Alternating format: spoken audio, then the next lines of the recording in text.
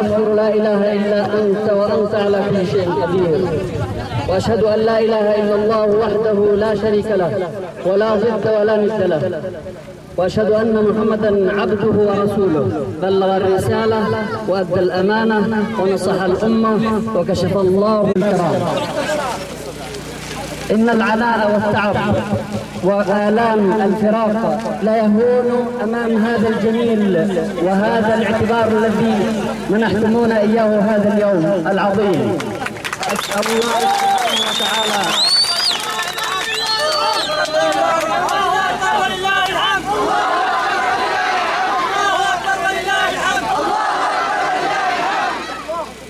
أقول إن العناء والتعب وألم الفراق لا يهون أمام هذه الجهود التي بذلتموها وأمام رد الاعتبار الكبير الذي منحتمونا إياه في هذا اليوم الأغر، والذي أسأل الله سبحانه وتعالى أن يجعل كل أيامكم أعياد وكلها أفراح. وإن كان دل هذا على شيء فإنما يدل على روح الحياة الحرة التي دبت في جسد هذا البلد وهذه البلاد التي كانت من أوائل العزل التي نادت أرادت أن تتنسم عبق الحرية قبل كل المناطق وقبل ما يسمى بثورات الربيع العربي. أنتم قمتم بهذا العمل أو بثورات بما يمثل الآن ثورات الربيع العربي في العقد الأخير من القرن العشرين. أيها الإخوة الأحباب الكرام، وقدمتم في سبيل ذلك الكثير والكثير، قدمتم الشهداء، الشهيد تلو الشهيد. لماذا سقط أولئك الشهداء؟ سقطوا من أجل أن يروا جذور شجرة الحرية التي نادى بها أبناؤكم وإخوانكم من طلبة المعهد ومعلمين. أيها الإخوة الأحباب الكرام، شاءت الأقدار أن تقف هناك أمام عبق الحرية التي كنتم تنشدونه.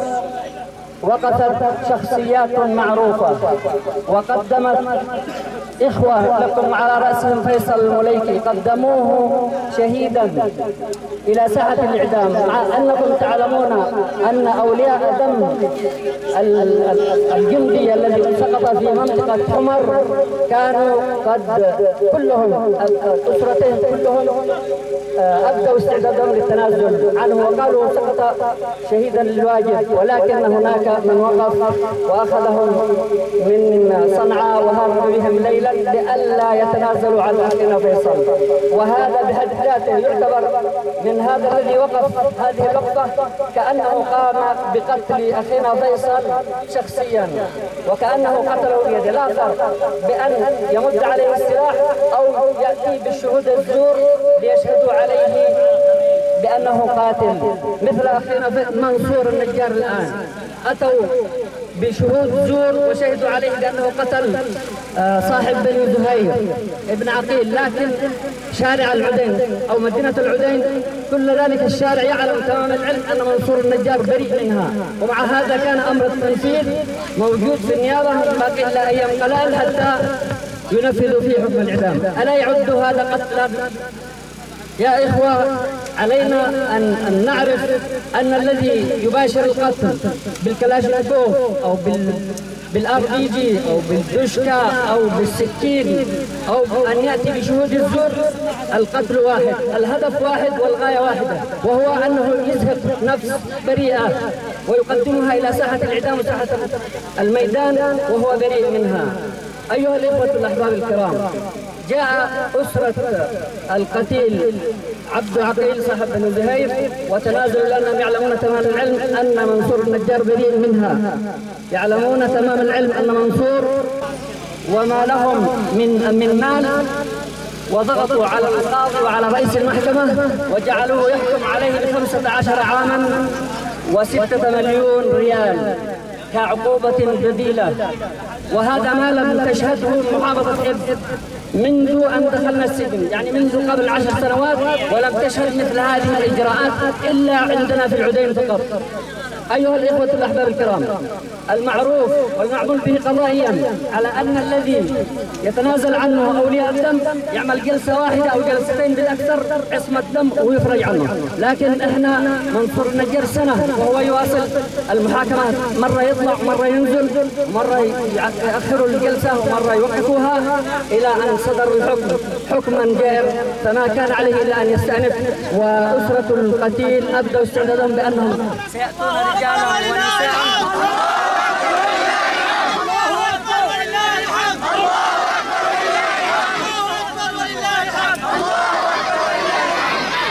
الله أكبر ولله الحمد. وأسرة القتيل كلهم أبدوا استعدادهم بأنهم سوف يأتون إلى محكمة الاستئناف ويتنازلوا كلهم عن بكرة أبيهم رجالا ونساء وأبناء وإخوة.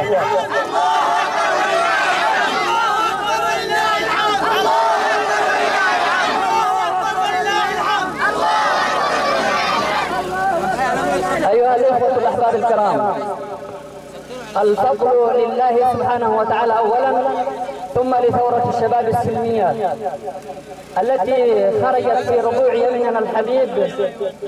ما كان لنا أن نصل إليكم في هذه الأيام، وما كان لنا أن نتنسم أريج الحرية من خلف القضبان لولا جهود الشباب في الساحات، وأيضا مؤسسات المجتمع المدني والحقوقيون كان لهم الفضل بعد الله سبحانه وتعالى، وعلى رأسهم المحامي عبد الرحمن درمان رئيس منظمة سجين، وهذه منظمة تابعة أيضا لمؤسسة هود للحقوق والحريات. كان لهم الفضل بعد الله سبحانه وتعالى، فمارسوا كل ما لديهم من وسائل أمام النائب العام، وتعلمون أن النائب العام قد كان أصدر عدة أوامر ولكنها أوامر غير صريحة منذ العام الماضي في شهر رمضان المبارك، ولكنهم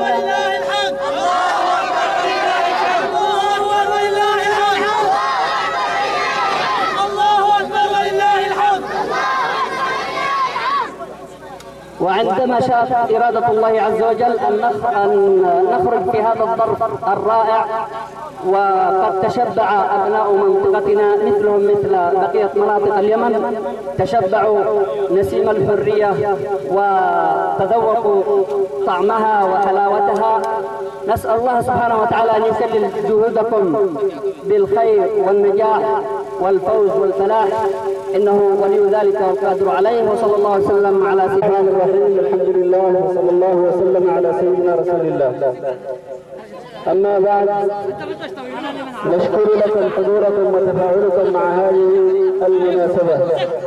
هذه تعبر عن فرحة من أعماق القلوب بالإفراج عن السجناء، ونريد هذا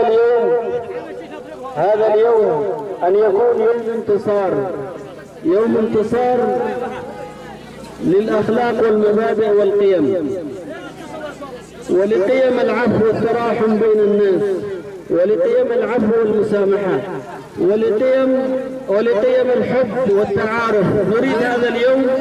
نريد هذا اليوم أن يكون يوما تطرد فيه الكراهية وتنبذ الكراهية وينبذ العنف.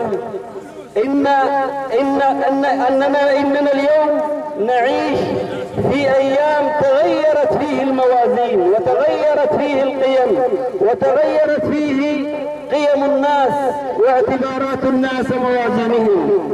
اليوم ما عاد القوي قويا، وما عاد ذلك الذي يستفيد بكل شيء، ما عاد حاله كما كان. اليوم تبدلت الأحوال وتغيرت الموازين، واليوم تغيرت الأحوال، ولا بد أن يعرف الجميع أن الأمور تبدلت، وأن الأحوال تبدلت، وأن أمس غير اليوم، وإن شاء الله غدا سيكون أفضل من اليوم وبكثير. وكل يوم نحن في تحسن، وكل يوم نحن كل يوم نزداد تحسنا ونزداد تقدما.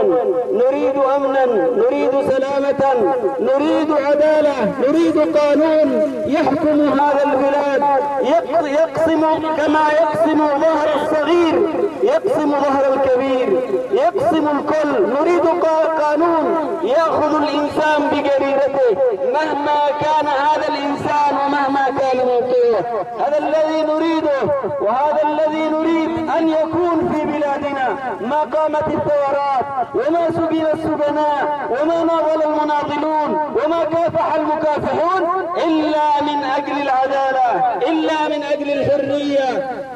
كم أناس هناك مظلومون، كم عرفنا أن هناك قضاة لا يحكمون بشرع الله ولا يحكمون بالقانون ولا يحكمون إلا بالتوجيهات الفوقية. هناك قضاة كم في طول البلاد وعرضها، هناك حكام والقليل منهم إن شاء الله لا يعملون إلا بالتوجيهات الخفية، لا ينظرون لمواد القانون ولا ينظرون لكلام الله ولا لكلام رسوله. كم كانت هذه البلاد مظلومة، وكم كان المواطنون فيها لا يجدون حقوقهم، كم كان الشعب اليمني يعاني من أئمة جور وأئمة ظلم وأئمة حقد وأئمة كهنوت.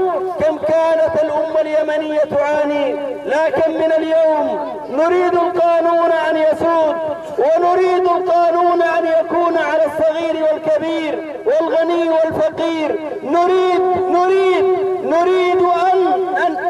نريد أن نأخذ الحق من الظالم ونعطيه للمظلوم، وإن كان هذا المظلوم ضعيفا لا حيلة له ولا قوة له. إن قوته القانون والنظام الذي يمكن أن يسود في هذه البلاد. أيها الجمهور، نشكر لكم حضوركم. نريد أن تعلنوها في هذا المكان، أن يكون يوم حب ويوم عفو ويوم سلامة، يوم تواد وتراحم، لا يوم كراهية لأحد. ولا نريد أن نكره أحد ليكره هو، ليحمل في قلبه ما يحمل. نحن نحمل في قلوبنا السلام والحب والوئام والمودة لكل الناس كبيرهم وصغيرهم. هذا موقفه، هذا شأنه من أراد أن يكره الآخرين وأن ينبذ الآخرين وأن يحتقر الآخرين. هذا شأنه، لا نجاريه بأفعاله ولا نجاريه بأقواله ولا نجاريه بمكنونات قلبه أبدا. نحن نحمل الحب والمودة والسلام والرحمة للناس كلهم. والله كانوا سيحصلون بالعفو أكثر بكثير. هم الآن خاسرون، لكنهم كانوا إذا عفوا وفي البداية كانوا سيحصلون على الشيء الكثير، سيحصلون على احترامنا، على ودنا، على حبكم، على احترامكم، كانوا سيحصلون عليه. لكن هذا شأنهم، هذا طبعهم، هذا قدرهم. إننا نريد أن يسود العفو في البلاد، أن يسود العفو في البلاد والرحمة في البلاد. يكفي الأمة صراعات، لا يجب أن تتحد الأمة ليتجه الجميع نحو بناء البلاد، نحو الحفاظ على الأمن، على الاستقرار، الحفاظ على مقدرات البلاد، الحفاظ على أمن البلاد. لا نريد طريقا تقطع، ولا نريد بيتا تدق بالليل، ولا نريد كذلك، ولا نريد كثرة حمل السلاح بدون مبرر. لا نريد ذلك كله. نريد ثقافة السلامة وثقافة العفو والمسامحة. نريد أن تسود بيننا أيها الإخوة. الشعب اليمني كله مظلوم. لا تظن أن الظلم واقع في هذه المنطقة. لم ينتهي الظلم من البلاد. الظلمة في البلاد في شرقها وغربها ظلما لله وظلما لخلق الله وظلما للعباد، ظلما للجميع. نريد الظلم أن ينتهي، وكما قال الرئيس عبد رب منصور هادي: لا نريد في البلاد ظالما ولا نريد مظلوما.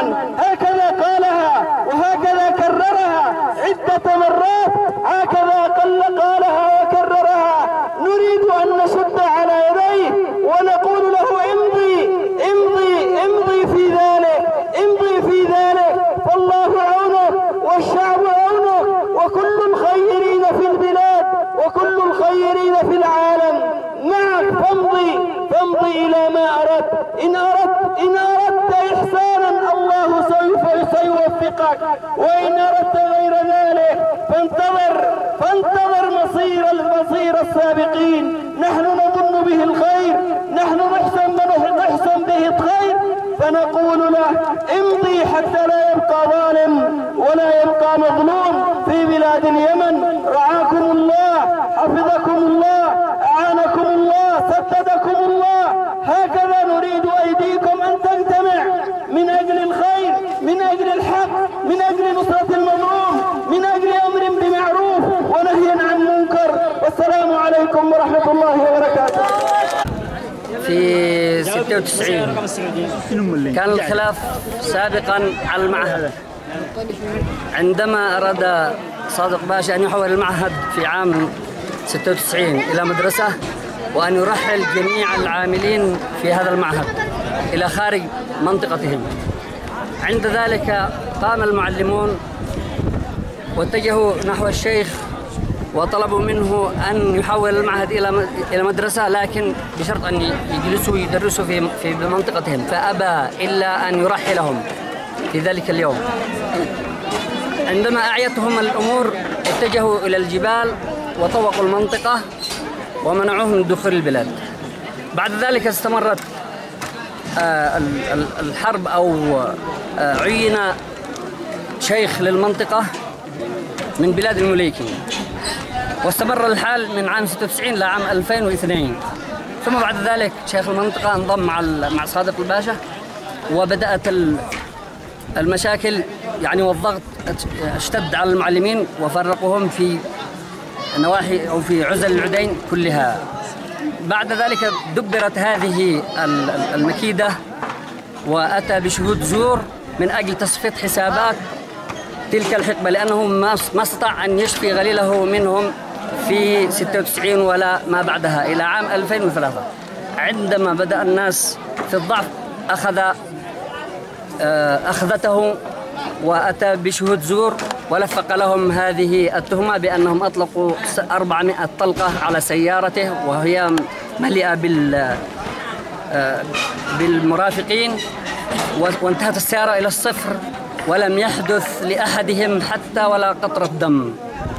هذا دليل على أنها كذبة ملفقة. ثم زج بهم إلى السجن وحكمهم بمحكمة غير مختصة مكانيا. كان الأصل أن تحاكمهم محكمة المخادر، لأنه كما ادعى أن القضية حدثت في المخادر، إلا أنه أخذهم إلى محكمته في العدين، محكمة مملكته، فأصدر الحكم فصله كما يشاء.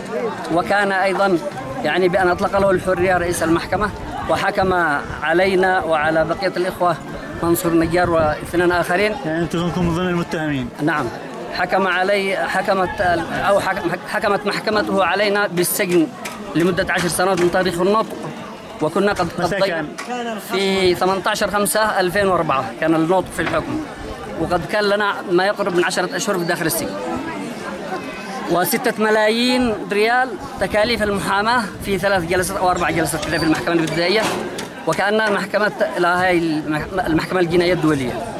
وبعد ذلك 5 ملايين قرش السيارة التي قال أنها سقطت جريحة أو كذا، يعني إجمالي 11 مليون.